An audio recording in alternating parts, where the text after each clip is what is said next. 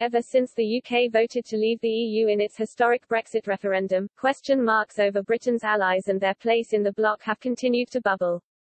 Criticism has grown fiercer in recent years, particularly after the European Commission, led by its president Ursula von der Leyen, sparked chaos due to its handling of the coronavirus vaccine rollout. Ms. von der Leyen herself even admitted that the Commission could have done better, as rows over which vaccines to approve, and which ones not to, halted its rollout progress.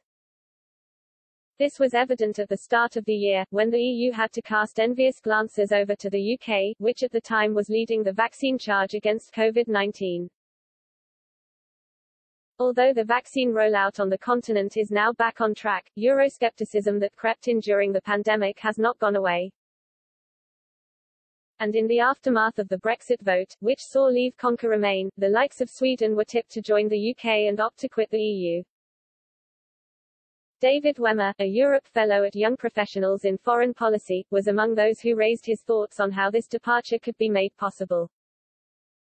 Writing in 2016 for the Diplomatic Courier, Mr. Wemmer noted how the EU had long struggled with its objectives of integrating states into a supranational federal entity and the uniting of the whole European continent.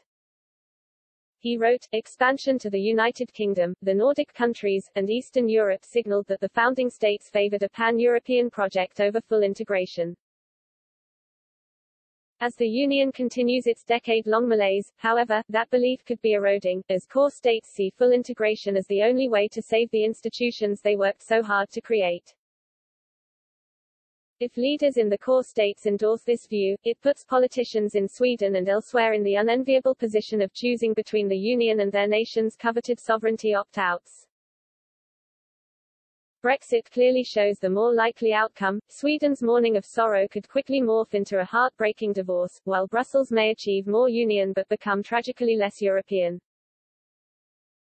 Sweden and the UK have long been allies while EU member states, and between 2009 and 2015 voted the same way in around 89% of EU matters. The two nations even successfully led a charge to secure the first ever EU budget cut back in 2013.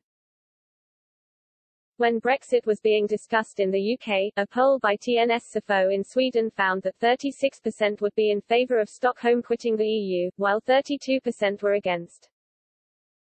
It was also revealed that 90% of people also thought Brexit would be a bad thing for the bloc, and in particular Sweden.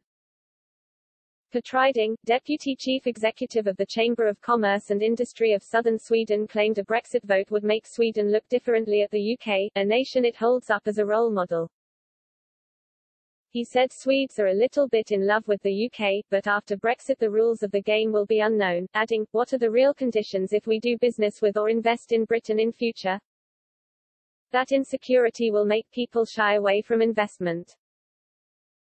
After years of wrangling, the EU's deal with the UK was confirmed on Christmas Eve last year, but the discussions proved to be a long and drawn-out affair. But in November 2020, European Conservatives and Reformists Party (ECR) MEP Charlie Weimers, from Sweden, outlined how despite his belief a deal would be eventually be struck before the December 31 deadline, the interests of Stockholm's relationship with the UK had to be considered. Speaking during an online Brexit debate in the European Parliament, Mr. Weimers said, I just hope an adult will stand up in the room and point out the broader EU interests in all this. Sweden is among those very dependent on the UK on trade. There could be a fudge, but that is the typical way of doing things for the EU, but if that happens it could leave a sour taste for years to come. Another thing to consider is if a successful Brexit will inspire others to consider leaving the EU. Of course, nothing could be worse for the EU.